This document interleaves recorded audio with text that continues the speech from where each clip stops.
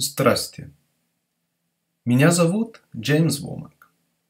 Я поэт и переводчик.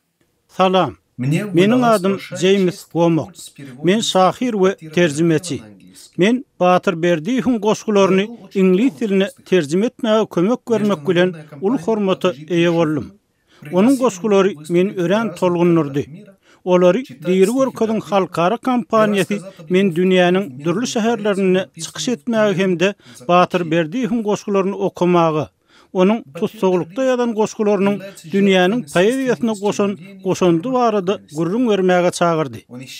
Batır Berdiýew Türkmenistanyň türmelerini zor bilen ýitirmedilmeleriň pidasydyr. Ol 2003-nji ýylyň ýanwar aýyna ýapyk we adalatsyz suwtdan soň ýitirmedildi.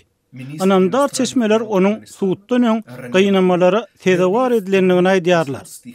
Türkmenistanyň daşary işler ministri onun öň diplomati Berdiýew türmede aýalyna we ogluny ýüzlenip goşgy ýazdy. Soňra bu goşgular gizlilik bilen daşary ýurtlara çykaryldy. Olary diýeri görkädiň kampaniýasy bu goşgulary hoşlaşyk aýdymady bilen rus we ingliz dillerine geçen ýyl çap etdi. Şu gün 3-nji oktýabr Batır Berdiýewiň doglan güni. Bugün biz onu ýatlaýarys we onuň maşgalasyna öz hormatymyzy bildirýäris.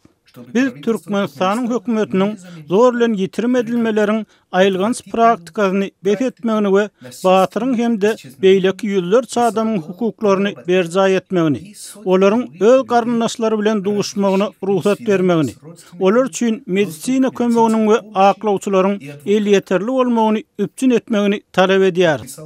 Batyr aýtmyşlaýyn, durmuş ursa başyň sallama aşak, gaýgam ýüregi ýer içinden, eger öz-özüňi başarsaň, ýeňip taparsyň öz ýoluň geçirjek jeňden, diňe öz ýüregiňe, göwnüňe anan, paýkasyna ýeten nesihatlaryň, güýç kuwatyň bolsun, aklyň gollagy, şonu hiç bir ýolda adaşmarsyň sen.